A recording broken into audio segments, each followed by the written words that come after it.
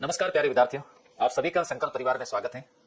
कई विद्यार्थी कह रहे हैं प्रेम जी सर बीएसटीसी वालों के लिए तो भगवान है, क्यों बाकी वालों के लिए नहीं हो है?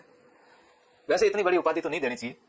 हाँ, सभी के लिए मेहनत करते हैं, चाहे बीएसटीसी के लिए हो और भी हो। बीएसटीसी में तो मैंने जो शिक्षण अभिरुचि करवाई उससे बाहर तो कभी सवाल आया भी नहीं है। एज इट इज हूबहू सवाल पूछे जाते हैं। फिर भी आपको और भी विषय बहुत पढ़ाता हूँ और जब तक गाड़ी चलती रहेगी तब तक हम लोग पढ़ाते रहेंगे। आप लोगों के साथ में हमेशा जुड़े रहेंगे, आप लोगों को मोटिवेट करते रहेंगे और आप लोग जब ऐसी बातें करोगे तो हम भी थोड़े थोड़े मोटिवेट होते हैं। आप लोगों से हमें ऊर्जा मिलती है और हमसे आपको प्रेरणा मिलती है ना, इतना ही फर्क है। चलिए, आप सभी का बहुत बहुत स्वागत बांसवाड़ा से, है ना। रिंकू मीना जोहर प्रणाम, यस आपको भी। चलिए, प्रकाश सारण, यूवी चौहान, सभी का मैं स्वागत करता हूं। दिनेश गोदारा, कई ऐसे मेरे लाडले जिनके नाम वापस लेने पड़ेंगे, कहेंगे सर हमारा नाम नहीं लिया। बिल्कुल, सभी का लेंगे, चलता रहेगा, पढ़ते रहेंगे आनंद के साथ। लीजिए शुरू करें, क्लास का टाइम हो गया है ना, तो पढ़ाई भी तो करनी जरूरी, क्योंकि संकल्प की खास विशेषता यही है, संकल्प चैनल पे पढ़ाई की बातें ज्यादा होती है। यस, भारत में प्रौढ़ शिक्षा कार्यक्रम, देखो ऐसे सवाल पूछे जाना, उत्तर कैसे देना है कि भारत के अंदर प्रौढ़ शिक्षा के जो कार्यक्रम चल रहे हैं उसकी विफलता का क्या कारण है, क्यों ऐसे विफल हो रहे हैं? अनुदेशक अन्य कार्यकर्ताओं की लापरवाही की वजह से ऐसा हो रहा है। प्रौढ़ों के लिए किसी अतिरिक्त अभिप्रेरणा की व्यवस्था का ना होना, इनके लिए कोई खास व्यवस्था ना होना, मोटिवेट करने वाले इनको कोई भी नहीं है।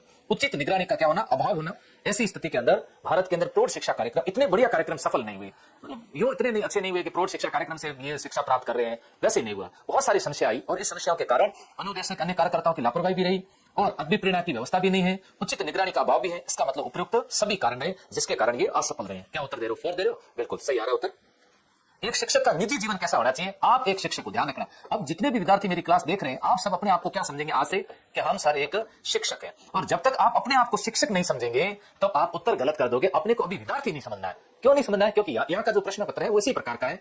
तब कहेंगे कि आप एक शिक्षक है और एक शिक्षक का निजी जीवन कैसा होना चाहिए? पद की गरिमा के अनुरूप होना चाहिए, स्कूल के मानकों के अनुरूप होना चाहिए, चाहे जैसा इससे अंतर नहीं पड़ता, गंभीर और दिखावपूर्ण होना चाहिए। दिखावपूर्ण तो नहीं होना है, जैसा हो वैसा तो कह नहीं सकते, क्योंकि पद की गरिमा का फिर ख्याल रखना भी बहुत जरूरी है। स्कूल के मानक के अनुरूप होना चाहिए या पद की गरिमा के अनुसार होना चाहिए। जैसे मैं हूं, मैं क्या हूं? मैं एक व्याख्याता हूं, ध्यान रखना ना, मेरी पद व्याख्याता है और मेरा पद व्याख्याता के अनुसार मेरा निजी जीवन भी होना चाहिए। उसके अनुसार रहन सहन होना चाहिए, बोलने का तरीका भी होना चाहिए, हर बात इस तरह से होनी चाहिए। अब दूसरे कोई और पद के जो पढ़ेंगे ना, आपको उनका बोलने का तरीका, उनका लहजा आपको अलग होगा, हमारा पढ़ने आने का तरीका, बोलने का तरीका अलग होगा, क्योंकि एक पद की भी क्या होती है? गरिमा होती है। तो यहाँ पद की गरिमा के अनुरूप होना चाहिए। इसका उत्तर होगा 1 नंबर। मुझे सबसे अधिक परेशानी महसूस होती है, सबसे अधिक परेशानी होती है मुझे मतलब मेरे को कोई व्यक्तिगत परेशानी नहीं है, ध्यान रखना। आपको भी कोई परेशानी नहीं है, लेकिन यहां पर ध्यान रखना कि मैं कौन हूं? एक शिक्षक हूं और मैं शिक्षक होने के नाते मुझे सबसे ज्यादा परेशानी होती है जीवन के मूल्यों में गिरावट से, अपने प्रधानाचार्य से भी क्या परेशानी है?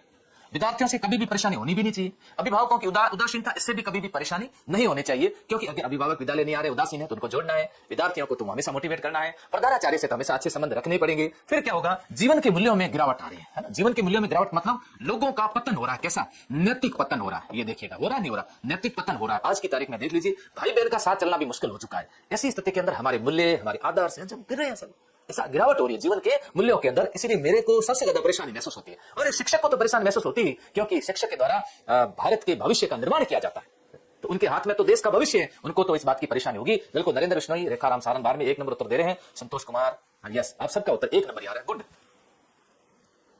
अच्छा, चलिए, चंद्री की मरुधरा से प्रणाम आपको भी। आप यदि सह शिक्षा स्कूल में पढ़ाते हो तो आप क्या करेंगे? सह शिक्षा स्कूल कैसी होती है? जिसके अंदर गर्ल्स भी है और उसके साथ साथ बॉयज भी है। शिक्षा और सब जुड़ा है, सह शिक्षा स्कूल पढ़ाते हो तो आप सब पर समान रूप से ध्यान देंगे। मेधावी लड़कियों पर अधिक ध्यान देंगे, लड़कों पर अधिक ध्यान देंगे, सभी लड़कियों पर समान रूप से अधिक ध्यान देंगे। यहाँ पर देखो, यहाँ पर केवल गर्ल्स पर, केवल बॉयज पर, सभी लड़कियों पर समान रूप से ध्यान देंगे या सब पर समान रूप से ध्यान देंगे। क्या किया जाएगा? कई बार ऐसा होता है कि इस तरह से सह शिक्षा के अंदर हमें, चाहे सह शिक्षा हो, प्रधानाचार्य का बच्चा पढ़ रहा हो, कलेक्टर का बच्चा पढ़ रहा हो, एमएलए एमपी का बच्चा पढ़ रहा हो, किसी भी जाति धर्म का बच्चा पढ़ रहा हो, सब तरह से दिव्यांग बच्चे पढ़ रहे हो, सबको समान शिक्षा देनी है। क्लास के अंदर किसी तरह का कोई भेदभाव नहीं करना है, तो सब पर समान रूप से ध्यान देंगे, सब पर समान रूप से।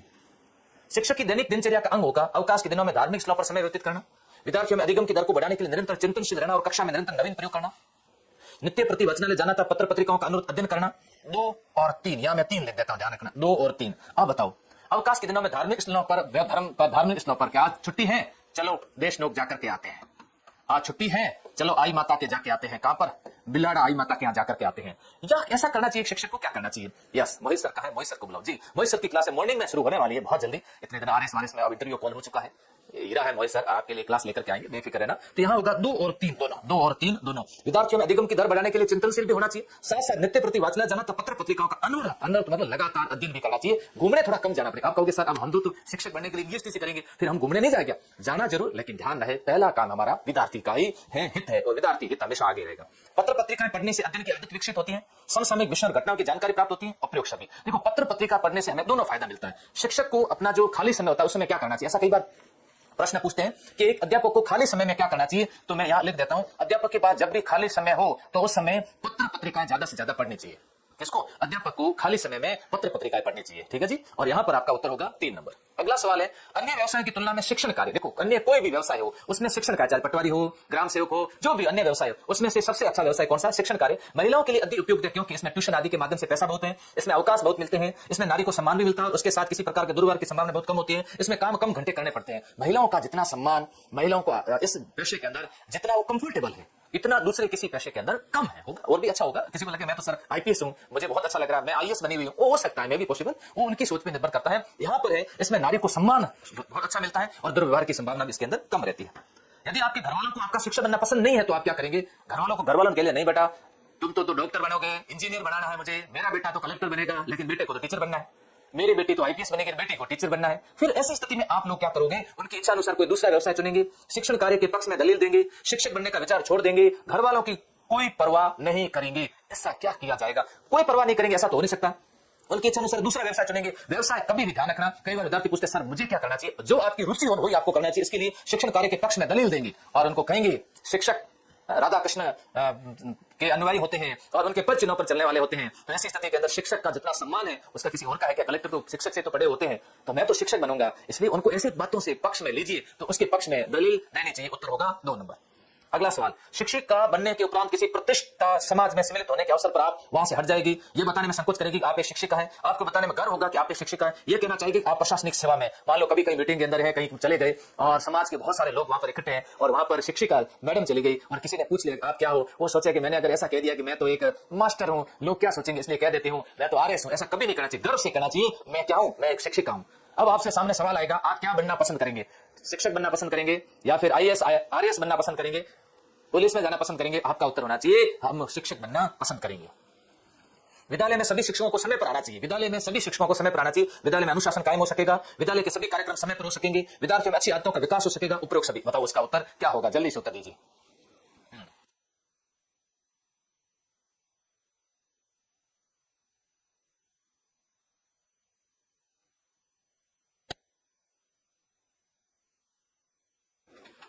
कई लोग कह रहे सर पिछली बार की तरह क्लासे बंद करके मत जाना, नहीं जाएंगे, इस बार क्लासे रेगुलर आप लोगों के लिए लेकर के आया हूं।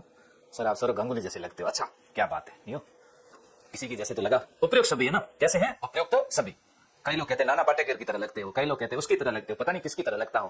आप एक प्रभावी शिक्षक के लिए ये आवश्यक नहीं मानते हैं। क्या आवश्यक नहीं मानते? किसके लिए? शिक्षक कैसे होने चाहिए? प्रभावी शिक्षक होने चाहिए और अपने विषय के विशेषज्ञ होने चाहिए। ध्यान रखना, विषय के विशेषज्ञ होने चाहिए, प्रभावी होने चाहिए। इसके लिए क्या नहीं मानते हैं? जल्दी से उत्तर देना। वो विषय को रोचक बनाता हो, वो उत्तम वक्ता हो, वो केवल दंड देने वाला हो, सृजनशील हो, आप मानते हैं? यस। उत्तम वक्ता हो, मानते हैं? यस। विषय को रोचक बनाए, मानते हैं? यस। और उपयोग सभी। देखो शिक्षक को विषय को रोचक बनाना चाहिए।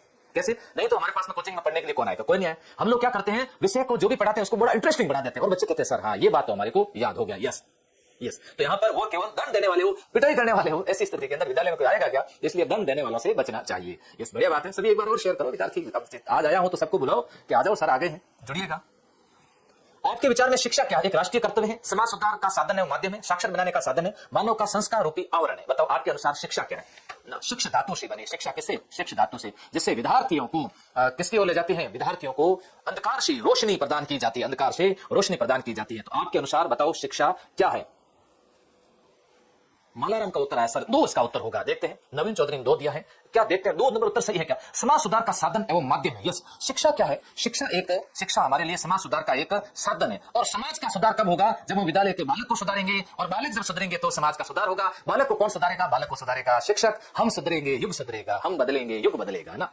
ये होना चाहिए। हम लोग क्या सोचते हैं, पहले युग बदलेगा फिर मैं बदलूंगा, मैं पहले क्यों बदलूं? यस, ऐसा नहीं होना चाहिए। अगला सवाल लीजिए, आप कक्षा में पढ़ा रही हो, आप कक्षा में पढ़ा रही हो। अब कोई जिद करेगा नहीं सर मैं तो पढ़ा रहा हूं, कोई बात नहीं बेटा, रहा भी सही। उस समय आचार्य द्वारा बुलाए जाने पर आप क्या करेंगे, एक स्लिप पर परिस्थिति लिखकर भेजेगी, स्पष्ट मना कर देगी, तुरंत उसके पास चली जाएगी, घंटा समाप्ति के बाद ही जाएगी। अब जैसे क्लास के अंदर गए और ऐसी स्थिति के अंदर कांस्टेबल फिजिकल, हाँ शुरू करवा रही, जल्दी करवा रही ना, Delhi police constable classroom live batch कर लेगा, बिल्कुल राहुल जी लगेगा। तो देखो यहाँ पर वहां पर क्या क्लास के अंदर पढ़ा रहे और बाहर से मैसेज आ गया कि आपको आचार्य जी बुला रहे, तो एक स्लिप पर परिस्थिति लिख करके भेजी जाएगी और उनको कहा जाएगा कि बस थोड़ी देर के लिए रुक जाइए, अभी मेरी क्लास का टॉपिक शुरू होगा और टॉपिक समाप्ति के बाद हम आपसे मिलने के लिए आ जाते हैं। यहाँ ध्यान रखना, इस तरह से घंटा समाप्ति के बाद जाएगी, बाहर जाने से पहले थोड़ा सा स्लिप वहां पर भेजनी पड़ेगी ताकि वो भी संतुष्ट रहे। एक नंबर उत्तर होगा ना। इस समय शिक्षा का विषय किसी भी सूची में नहीं है, संघ सूची में है, समवर्ती सूची में, राज्य सूची में। सूचियां कितनी प्रकार की है संविधान के अनुसार? 3 प्रकार। कौन कौन सी? केंद्र सूची, राज्य सूची। तो केंद्र, कुछ विषय केंद्र सूची में है, कुछ विषय राज्य सूची में है, कुछ विषय ऐसे हैं जो कैसे हैं, समवर्ती सूची के अंदर है। यस, तो यहाँ पर उत्तर होगा कौन सी सूची? समवर्ती सूची। 3 नंबर। शिक्षण कार्य बहुत से शिक्षक भी नहीं कर पाते हैं, हर व्यक्ति कर सकता है, पढ़ा लिखा व्यक्ति ही कर सकता है, हर व्यक्ति के वश का नहीं है। अब बताओ, शिक्षण कार्य बहुत से शिक्षक भी नहीं कर पाते हैं, हर व्यक्ति कर सकता, पढ़ा लिखा व्यक्ति ही कर सकता है, हर व्यक्ति के वश का नहीं। देखो ऐसा नहीं उत्तर देना, हर व्यक्ति के वश का नहीं उत्तर नहीं देना, हर व्यक्ति नहीं कर सकता ये भी उत्तर नहीं दे सकते हम, क्योंकि हर व्यक्ति कैसे करेगा जब वो पढ़ा लिखा नहीं। बहुत से शिक्षक नहीं कर पाते, ये शिक्षकों की बुराई हो गई। पढ़ा लिखा व्यक्ति ही कर सकता है शिक्षण का कार्य। यस, शिक्षण कार्य हमेशा पढ़ा लिखा ही कर पाएगा। एक अच्छा शिक्षक वह होता है जो विषय का अच्छा ज्ञाता होता है, जिसके पास में विषय अच्छा नहीं है वो अच्छा शिक्षक कतई नहीं हो सकता। यस, तो उत्तर होगा 3 नंबर। भारतीय समाज के परिप्रेक्ष्य में शिक्षण एक चुनौती से भी अधिक है। सांप्रदायिक द्वेष के कारण, धर्मांतर विवेकहीनता के कारण, जातीय विभेद के कारण और उपयुक्त सभी कारण वर्तमान के दिन शिक्षण कार्य ये बड़ी चुनौतीपूर्ण कार्य है, बहुत चुनौतीपूर्ण। देख लीजिए आज की तारीख में शिक्षक का कार्य बहुत चुनौतीपूर्ण हो गया। क्यों हो गया? इसका कारण भी ये है, देखो एक तो धार्मिकता का मामला बहुत बड़ा है, जातीय भेदभाव भी बहुत ज्यादा बड़ा है और अंधविश्वास भी बहुत ज्यादा हो चुका है। ऐसी स्थिति के अंदर शिक्षण कार्य में कई प्रकार की शिक्षक के सामने चुनौतियां भी आती है और इस चुनौतियों से निपटना है, तो इसका उत्तर होगा कौन सा? उपयुक्त सभी उत्तर राइट होगा। सांप्रदायिक द्वेष के कारण, धर्मांतर विवेकहीनता के कारण, जातीय विभेद के कारण, उपयुक्त सभी। उत्तर होगा 4 नंबर, उपयुक्त सभी सही होगा। यस।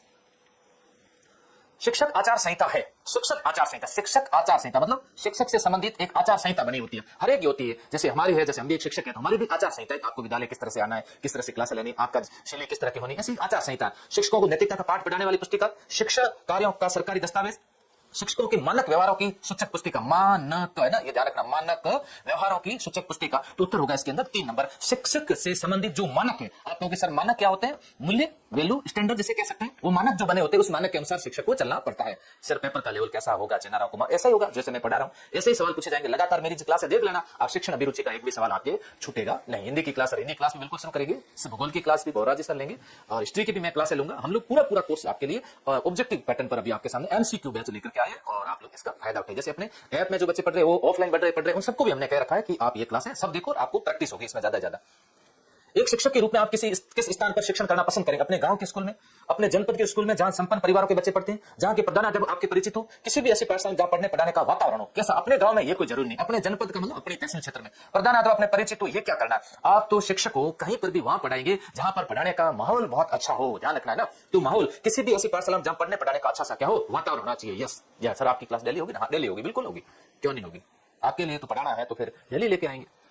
पेपर कब होगा? हो जाएगा, पेपर की चिंता मत करो, अपने पढ़ाई। आधारभूत शिक्षा से क्या अभिप्राय? न्यूनतम अधिगम, घटिया अधिगम, शिक्षण पद्धति, किसी भी अधिगम का आधार। अब एक आधारभूत अधिगम, न्यूनतम अधिगम कह सकते हैं नहीं, घटिया अधिगम नहीं कह सकते, शिक्षण पद्धति या फिर किसी भी अधिगम का आधार। आधार का मतलब होता है नींव, अधिगम का मतलब क्या होता है? यहाँ पर कैसे कई बातें कि सर अधिगम का मतलब क्या होता है? अधिगम का मतलब होता है सीखना, किसी भी सीखने का क्या होना चाहिए? आधार होना चाहिए। जब किसी भी सीखने का जब आधार होता है उसे अधिगम का आधार, किसी भी अधिगम का आधार कहते हैं, उसे नींव कहते हैं। तो यहाँ पर आधारभूत शिक्षा से तात्पर्य है किसी भी अधिगम का आधार या फिर नींव होती है। चलिए अगला सवाल सब उत्तर देंगे। टैगोर का शांति निकेतन को प्रभावित करने वाला विचार था शांति निकेतन, हम सब समान है, प्रकृति सबसे अच्छी मित्र है, विद्यालय के लिए भवन हो, अनुशासन नहीं होना चाहिए। देखो अनुशासन होना चाहिए सर, ये उत्तर गलत है, बिल्कुल गलत। हम सब समान है, ये ठीक है, विद्यालय के लिए भवन हो, ये भी ठीक है, प्रकृति सबसे अच्छी मित्र है, बिल्कुल ये सबसे अच्छा। शिक्षक का मित्र कौन है? अब आप उत्तर दीजिए, शिक्षक का मित्र कौन है? बताओ शिक्षक का मित्र कौन कौन है जी, ये आपको उत्तर देना है। शिक्षक का मित्र,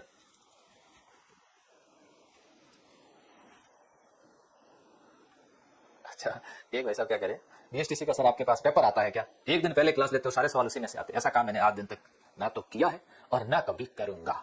ठीक है जी, मैं हर बच्चे को पढ़ाने का दायित्व है मेरा, इसे फर्जीवाड़े करने का काम हम नहीं करते हैं और जो करे उनको मुबारक। करेगा वही भरेगा। मैं तो खुले में लाइव आकर कहता हूं कि इस तरह से कार्य हम लोग कभी करेंगे नहीं, और आपके उत्तर का इंतजार कर रहा हूं। कई लोग कह रहे सर स्टूडेंट, कई कह रहे बुक, और सबसे अच्छा शिक्षक का मित्र होता है बोर्ड। कौन होता है? बोर्ड। उत्तर देकर के आना। ऐसा सवाल है। अभी मैं किनसे बातें कर रहा हूं? बोर्ड से तो बातें कर रहा हूं, सबसे ज्यादा इनसे बातें कर रहा हूं। आपकी तरफ बहुत कम देख रहा हूं। आप मित्र थोड़े हो, मेरे मित्र तो बोर्ड है ना, ध्यान रखना है। इसलिए शिक्षक का अच्छा मित्र बोर्ड होता है। 3 भाषा पढ़ाने के लिए त्रिभाषा का सूत्र आया। तो ऐसी स्थिति के अंदर इसका स्तर उपयोगी है। तो ये कैसे? निम्न प्राथमिक स्तर, उच्चतर प्राथमिक स्तर, माध्यमिक स्तर या उच्च माध्यमिक स्तर। ये त्रिभाषा पढ़ाने वाला जो फॉर्मूला आया ना, उच्चतर प्राथमिक स्तर तक आया। उच्चतर प्राथमिक स्तर आया। कैसे कहा गया? इनको त्रिभाषा सबसे पहले बच्चे को मातृभाषा में पढ़ाया जाए, मातृभाषा के बाद में राजभाषा जो अपनी है उसमें पढ़ाया जाए, जैसे हिंदी है, और उसके बाद में किसी एक विदेशी भाषा में पढ़ाया जाए। और विदेशी भाषा, भारत के अंदर ज्यादातर विदेशी भाषा अंग्रेजी में ही पढ़ाया जाता है। तो ये उच्चतर प्राथमिक स्तर से संबंधित है। अगला सवाल है, आपके विचार में शिक्षण अधिगम प्रक्रिया का सर्वाधिक महत्वपूर्ण घटक क्या है? शिक्षण अधिगम प्रक्रिया में सबसे महत्वपूर्ण घटक क्या है आपके अनुसार? शिक्षक है। शिक्षण अधिगम प्रक्रिया क्या होता है? यहां ध्यान रखना, शिक्षण और अधिगम। शिक्षण का मतलब है सिखाना और अधिगम का मतलब होता है सीखना। और अधिगम कौन करते हैं? अधिगम करते हैं विद्यार्थी। ये विद्यार्थी का काम है अधिगम करना, और शिक्षक का काम है शिक्षण कार्य करवाना। दीजिए, शिक्षक का कार्य शिक्षण, यहाँ पर अधिगम। तो यहाँ शिक्षक, कक्षा, वातावरण, विद्यार्थी, अधिगम सामग्री। तो यहां पर आपके लिए महत्वपूर्ण घटक है विद्यार्थी। सबसे इंपॉर्टेंट, वर्तमान की शिक्षा विद्यार्थी केंद्रित है। तो विद्यार्थी महत्वपूर्ण घटक है। उत्तर क्या आ रहा है? कई लोग 4 दे रहे, कई लोग 2 दे रहे। क्यों भाई? बबीता चौधरी, पॉकर, आयुष, कैलाश, पीके मीना, पिंटू बिश्नोई, आपके उत्तर ऐसे कैसे आ रहे हैं? ओ बाबूजी, ध्यान किधर है? वर्तमान की शिक्षा पद्धति बाल केंद्रित है, शिक्षक केंद्रित नहीं है। ये सवाल तो रीट में भी पूछा जा चुका है, सेकंड ग्रेड, फर्स्ट ग्रेड के अंदर ये सवाल आ चुके हैं। समझ बात को? ये है। अगला, प्राय सामाजिक समायोजन का कठिन काल कहा जाता है। ऐसा कौन सा काल है जिसमें कठिन? देखो, ये जो अवस्था है ना, कौन सी अवस्था? किशोरावस्था। आप कहोगे सर किशोरावस्था कब से कब तक होती है? 12 से लेकर 18 तक का ये जो समय होता है, ये जीवन में सबसे कठिन काल माना जाता है इसको। और इस समय बच्चे, विद्यार्थी जो होते हैं, वो घर में कहीं पर भी समायोजन आसानी से नहीं कर पाते हैं। क्यों नहीं कर? इसमें किशोर रूप, अलग अलग प्रकार के रूप धारण करते हैं, और वो सबको पसंद नहीं आता है। तो ये पूर्व किशोरावस्था लड़कों के संदर्भ में, उत्तर किशोरावस्था के लड़कों के संदर्भ में है, पूर्व किशोरावस्था लड़कियों के संदर्भ में है, पूर्व किशोरावस्था के दोनों लिंग के संदर्भ में। अब ये केवल लड़कों लड़कियों के लिए नहीं है, ये दोनों के लिए है ना। इसमें दोनों के लिए समायोजन करना थोड़ा टफ होता है। अलग अलग रूप धारण करेंगे, और रूप धारण करेंगे तो घर वाले इसको पसंद नहीं करेंगे। तो ऐसी स्थिति में वो थोड़ी सी डांट देंगे। डांट देना इनको अच्छा नहीं लगता है। यस, एक 3 वर्ष के बालक के लिए जिनमें से धन पर्याप्त होगा, उसे धन का भय प्रदान करना। 3 वर्ष का बालक है, उसको धन कैसे देना? उसे धन का भय प्रदान करना, उसे पिता का भय दिखाना, उसे माता की उपेक्षा का भय दिखाना, शारीरिक कष्ट पहुंचाने की संभावना व्यक्त करना। शारीरिक कष्ट किसी को नहीं देना। पहली बात तो यह है, आपको बता देता हूं, दंड शब्द का प्रयोग नहीं करना है। किसी को भी बालक को दंड नहीं देना है जी, ध्यान रखना। फिर क्या करना है? उसको तो इतना ही बोलते, उसको कह देना, बेटा तेरी माता के द्वारा तेरी उपेक्षा की जा रही है। उपेक्षा करना और अपेक्षा करना। मैं आपसे अपेक्षा करता हूं कि आप सब पढ़ करके अच्छा मुझे रिजल्ट देंगे। उपेक्षा करना का मतलब नजरअंदाज करना, उसको क्या कर देना? नजरअंदाज करना। ऐसी स्थिति में इतना ही दंड बहुत है। खेल विधि से शिक्षा देने वाले स्कूलों में शिक्षा पर कोई व्यय नहीं होता है, बहुत महंगी पड़ती है, देने वाले शिक्षक की भूमिका समाप्त हो जाती है, पर्यावरण का एक भाग बन जाती है। ये देखो, उत्तर दीजिए फटाफट। 25 नंबर का उत्तर क्या दोगे? वर्तमान की जो शिक्षा पद्धतियां खेल पर ज्यादा दे रही छोटे स्कूलों में, तो आपके बीएसटीसी करोगे तो कौन सी स्कूल पढ़ाओगे? प्रथम से लेकर के 5 तक। तो यहां पर खेल खेल में पढ़ाओगे ना, तो पर्यावरण का एक भाग बन जाती है। इसका पर्यावरण का भाग। देखो, रेखाराम का उत्तर सही है कि सर पर्यावरण का एक भाग बन जाती है। क्यों? क्योंकि खेल खेल बाल मैदान में, ग्राउंड में कहीं पर खेलोगे, बगीचा बना हुआ वहां पर खेलोगे, तो पर्यावरण का एक भाग बन जाती है। ठीक है। अगला सवाल, शिक्षण के अन्वेषण विधि का प्रवर्तक किसे? ऐसी कोई विधि का पूछा ना प्रश्न। अन्वेषण विधि, इसको खोज विधि के नाम से भी जानते हैं, इसको ह्यूरिस्टिक मेथड के नाम से भी जानते हैं, इसको खोज विधि, अन्वेषण विधि कहते हैं। कि प्रवर्तक कौन है? प्रोफेसर आर्मस्ट्रांग है। कौन है? प्रोफेसर आर्मस्ट्रांग को इस विधि का प्रवर्तक माना जाता है, प्रवर्तक माना जाता है। यस। महात्मा गांधी ने बेसिक शिक्षा की धारणा का प्रयोग सबसे पहले कहां किया था? बेसिक शिक्षा शांति निकेतन में किया, सेवाग्राम में किया, टॉल्स्टॉय दक्षिण अफ्रीका गए वहां किया था, या फिर 9 आखिरी में किया था? 9 आखिरी में तो मेरे राजा दंगे हुए थे। यस। अच्छा, टेस्ट सीरीज की लिमिट हटानी है? बिल्कुल हटाएंगे। तो यहां पर कहां पर किया था? टॉल्स्टॉय के अंदर किया, टॉल्स्टॉय के अंदर। अगला प्रश्न है, भारत में सतत मूल्यांकन स्कूलों में लागू न होने का कारण क्या? सतत मूल्यांकन अभी नया CCE, याद रखना, ये CCE है ना, सतत, कंटिन्यू कॉम्प्रिहेंसिव इवैल्यूएशन, सतत एवं व्यापक मूल्यांकन। किस लिए? प्रधानाचार्य द्वारा शिक्षा विभाग के बंदे नियमों पर चलना, योजनाबद्ध शिक्षण का ना होना, सरकार की शिक्षा के प्रति उदासीनता का होना। एक या दो, दोनों, एक वो दो, दोनों सही है। इसलिए CCE वर्तमान में इतने अच्छे तरीके से लागू नहीं हो रहा। पिछली बार आपके बीएसटीसी में CCE का सवाल पूछा गया था। कहा जाता है कि शिशु एक कोरी स्लेट के समान है। यस, ऐसा कहा जाता है, शिशु जो होते हैं वो कोरी स्लेट के समान है। तो आप बताओ। यस, उसका दिमाग बिल्कुल खाली होता है, शिशु अबोध होता है, शिशु में द्वेष भाव नहीं होता है, इसे इच्छा अनुसार गढ़ा जा सकता है। इसलिए शिक्षक को कहा गया है क्या? कुम्हार। कुम्हार कहा गया है। और ये जो बच्चे होते हैं ना, ये तो मिट्टी है, और शिक्षक के द्वारा, कुम्हार के द्वारा मिट्टी को विशेष रूप से क्या देना है, आकार देना है। और हमारा और आपका भी आगे काम आकार देना ही होगा। उत्तर होगा 4 नंबर। देवीलाल मीणा ने 4 नंबर उत्तर दिया है, राइट है। इसे इच्छा अनुसार गढ़ा या बनाया जा सकता है, गढ़ा या बनाया जा सकता है। गांधी जी ने बेसिक शिक्षा में सार्थक सृजनात्मक क्रिया को बहुत महत्व दिया। इनमें से किसको सार्थक सृजनात्मक क्रिया कहा जाता है? मिट्टी के खिलौने बनाना। सृजनात्मकता क्या? क्रिएटिविटी, कुछ नया करना, मिट्टी के खिलौने बनाना, कढ़ाई का काम करना, रंग साजी का काम करना, या फिर उपयुक्त सभी। इसका उत्तर होगा 4 नंबर, उपयुक्त सभी सही होगा। या देखिए, बेसिक शिक्षा गांधी जी के अंदर सृजनात्मकता, सब तरह की बातें बताई, नई चीज होनी चाहिए, उसे सृजनात्मकता कहते हैं। शिक्षा से मेरा तात्पर्य बालक तथा व्यक्ति के शरीर, मन, आत्मा, ये मैं जैसे कई बार कहता हूं SMA, अगर इस तरह से आ जाता है तो समझ लीजिए ये कथन राधाकृष्णन का है, पेस्टोलॉजी का है, महात्मा गांधी का है, या फिर जॉन ड्यूई का है। तो ये कई विद्यार्थियों को मेरा फॉर्मूला पता होगा। शरीर, मन और आत्मा का पूछा जाता है तो महात्मा गांधी उत्तर राइट होगा। यस, महात्मा गांधी।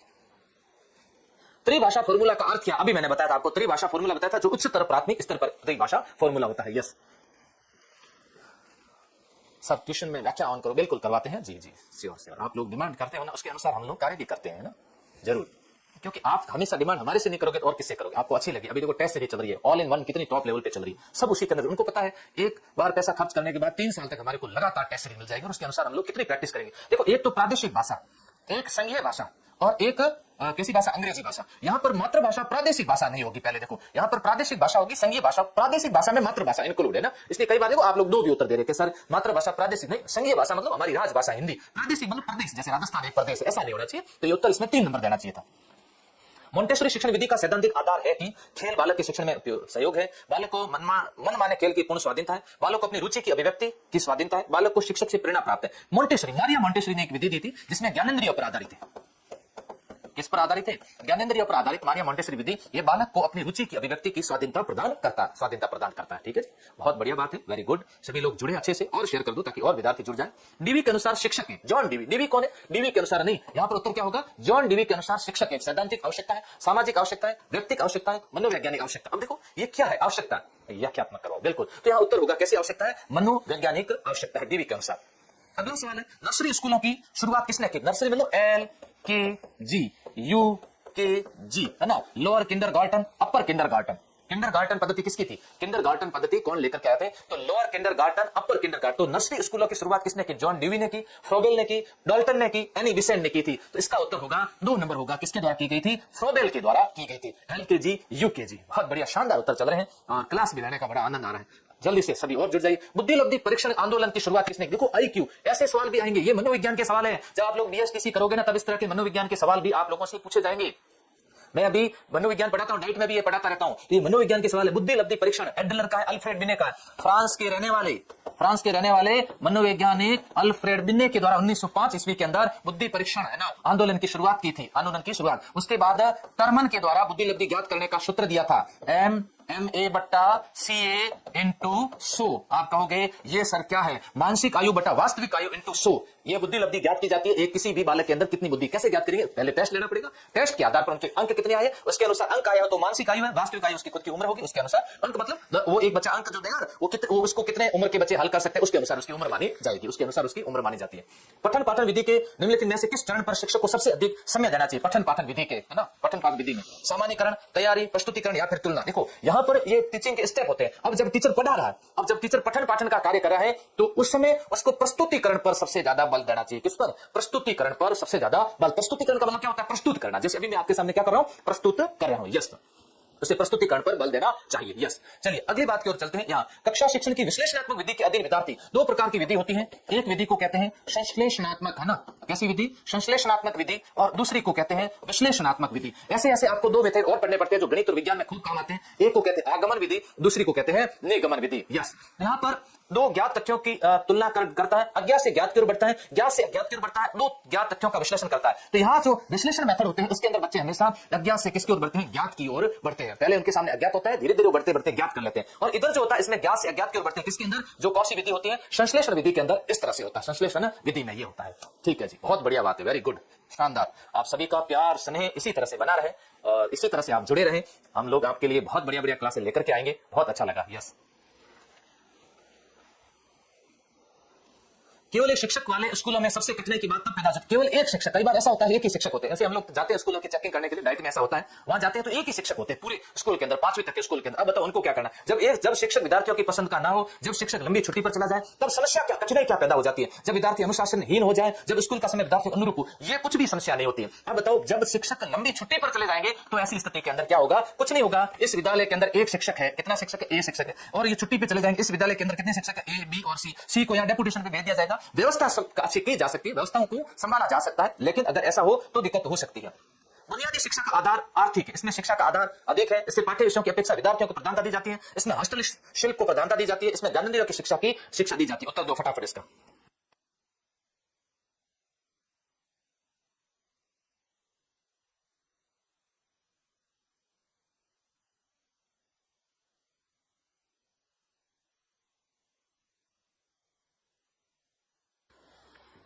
क्या उत्तर दे रहे हैं, 2 नंबर उत्तर, बिल्कुल निर्मला का उत्तर 2 नंबर सही उत्तर। इसमें पाठ्य विषयों की अपेक्षा विद्यार्थी को अधिक प्रधानता दी जाती है, विद्यार्थी के बाद महत्व दिया जाता है इसके अंदर, ताकि विद्यार्थी को कुछ बुनियादी नींव प्रदान की जाए, नींव आधारित उसको शिक्षा दी जाए। राष्ट्रीय प्रौढ़ शिक्षा कार्यक्रम की शुरुआत की तिथि क्या थी। देखो पहला सवाल था कि प्रौढ़ शिक्षा वर्तमान में विफल क्यों हो रही है। 1964 में, 72 में, 1978 में, 1986 में। 1986 के अंदर शिक्षा नीति आई थी, शुरुआत के अंदर शिक्षा नीति लेके तो 1986 की थी, लेकिन प्रौढ़ शिक्षा कार्यक्रम 1978 में चले थे। कब, 1978 में प्रौढ़ शिक्षा कार्यक्रम चले थे। ये अगला सवाल है, क्या अभिभावकों को अपने बच्चों को गृह कार्य करवाने में सहयोग देना चाहिए। अभिभावकों को अपने बच्चों को गृह कार्य करना, हाँ, इससे अभिभावकों को अपने बच्चों की प्रगति का पता चलेगा। पर नहीं, ये अभिभावकों पर अतिरिक्त बोझ है। नहीं, ये बच्चों को गृह कार्य स्वयं करना चाहिए। हाँ, इसमें बच्चे गृह कार्य अवश्य करके लाएंगे। देखो कितने अच्छे अच्छे सवाल पूछे जा रहे हैं, और ऐसे सवाल अगर आप लोग पढ़ेंगे ना तो आप लोगों को, गुरुदेव आपकी शिक्षा बुक है कैसे विस्तृत पढ़ना, नहीं मैंने कोई बुक शिक्षण अभिरुचि की नहीं निकाली, मनोविज्ञान की जरूरत है जिसमें आपके बीएसटीसी में काम नहीं आएगी ना। आपको इतना पढ़ा रहा हूं, ये पढ़ लीजिए, बहुत है। आप देखिएगा राजस्थान के यूट्यूब के अंदर शिक्षण अभिरुचि की सबसे ज्यादा क्लासें मेरी ली हुई है, सबसे ज्यादा व्यू भी उसी पे आएंगे। तो विद्यार्थियों को, पूरे राजस्थान के विद्यार्थियों को पता है, उसमें 5-5 हजार विद्यार्थी क्लासें देखते थे। तो आप लोग अभी जुड़े हो, देखना कल परसों में संख्या बहुत ज्यादा बढ़ जाएगी।